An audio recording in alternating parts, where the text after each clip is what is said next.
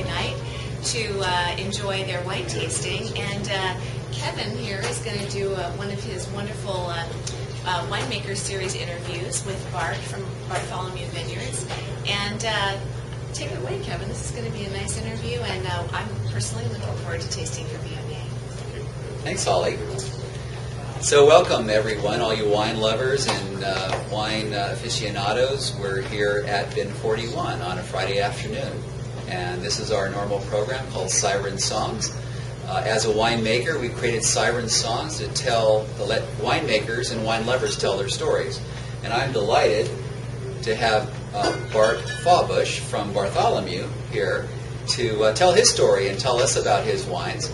But before we get started, how are you tonight? Doing great, thanks. Yeah? Well, welcome to Bin 41. It's a beautiful Friday afternoon. We've been lucky the last couple of Fridays, actually. Yeah. So just to get started, we're really dying to talk about your wines. And I always love to taste your wines, but we want to do that till the end. But tell the audience a little bit about yourself. Our audience always loves to know about you and where you're from, and how'd you get to this place of making wines? Sure. I moved to the Pacific Northwest during my college years. And from where? Where did you grow up? I grew up in Utah, and found my way to Gonzaga University over in Spokane. And Zags. Yeah, exactly. And then after being married in Spokane area, moved shortly thereafter to Seattle, and I've been in the Seattle area since '97. And I found wine almost by accident. I was a mortgage broker at the time, and a client of mine invited me to go wine tasting out in Woodinville. And I was blown away, to be quite honest with you. I had inexpensive wines that weren't all that great or grand, and he said, "Hey, let's go out and do this tasting." And took me to some of the smaller wineries in the area that were maybe lesser known at the time, but certainly not any longer. Doing some great, fantastic wines, and I was blown away. I was Washington. I couldn't believe how good the Syrah was in this area. One thing led to another. Decided to help out at a few harvests, and in 2007 we decided to go ahead and put some wine in barrel under our name. Did you grow up with winemakers, or in your family, or not at all? No. Not at all. Did not talk. This is really about your own passion. Correct. In fact, my folks are just finding out about wine now as I go through the journey as well. Yeah. So what led you to the wine business? So it was sort of an interest, and then you took the leap to becoming a winemaker. When did you do that? When did you decide to do that? Yeah, I've always been a business owner and an entrepreneur at heart.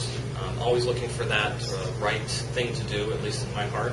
And after discovering wine, and then finding out that Washington was doing some great things, decided to, at that point, I guess, take on that dream and do more with it, and that's how we got started. Yeah. So let's talk about your wines, because the audience always loves to know about your wines. So tell us a little bit about the wines you're making, the varietals you're making, where you're sourcing grapes. Are you growing your own? Tell us a little bit about that and that process. Yeah. Currently, I don't grow any grapes myself. Everything is sourced from different vineyards throughout the state of Washington. I focus in a lot of vineyards in the Snipes Mountain appellation, as well as Horse Heaven Hills. Those are the two areas I really like to make wine from. Okay, and what's the size of your production overall? Overall, right around 800 cases a year, mix of white and red wines. Okay, so specific varietals that you like, Dan? Yeah, making? I'm excited about some of the future releases we have coming down the pipe. I've got Tempranillo, Malbecs. I love Tempranillo. Yeah, we've got in our current lineup we have a wine that everybody loves that has Carmenere in it. So yeah, just doing some fun varietals that maybe not everybody knows exactly, and they don't know that Washington State can grow it. And so doing that, of course, a lot of Cabernet as well. And what's your vision as a winemaker? I mean, what are you going for? I mean, are you specifically focused on like big tannic reds, or really sweet, beautiful whites, or what's your vision for your wines when you're making them? Actually, it's still kind of morphing right now. I don't have a specific goal in mind, but I would say that I'm trying to do red wines under $30, Not too overly oaked, not too high in alcohol. I definitely want the varietal to stand out. Right. So if somebody goes to my tasting bar and they taste the Syrah versus the Cab Franc versus the Tempranillo, they should definitely know the difference between those. Right. Well, our audience loves to eat. The people in the Brown Lounge know about food. They like to talk about food and cook and pair food with wines. And is that interest of yours? Do you like specific foods that go with your wines, or what do you like to eat when you're drinking your wines? Sure. I mean, big proteins are always great. Steaks. Me too. I'm a big meat and, eater. Lamb, of course, goes well. But also barbecue, maybe on the sweeter side.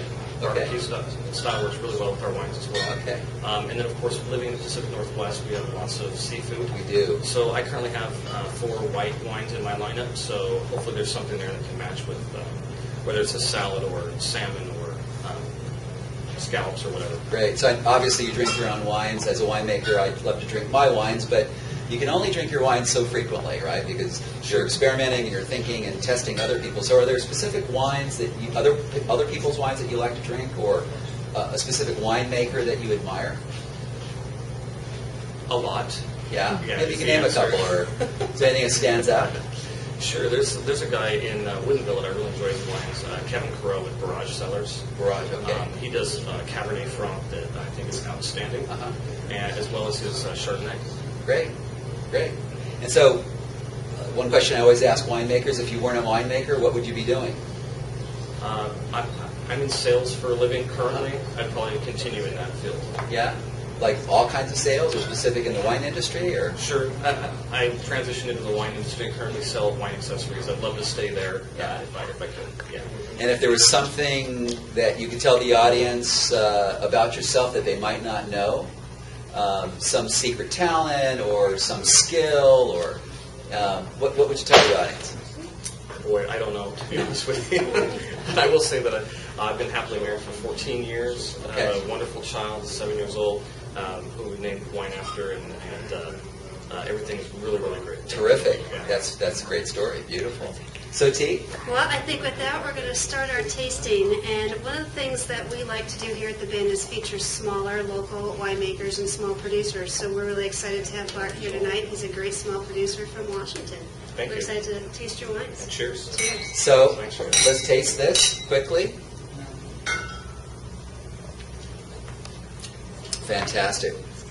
Well, that's going to wrap it up for today's Siren Songs. Again, stories about winemakers and wine lovers. Come to the Brown Lounge and see all our other Siren Songs segments. Here's to T and Bin 41. We'll see you again soon. Thanks. Cheers. Cheers. Thanks a lot, Bart. You're welcome.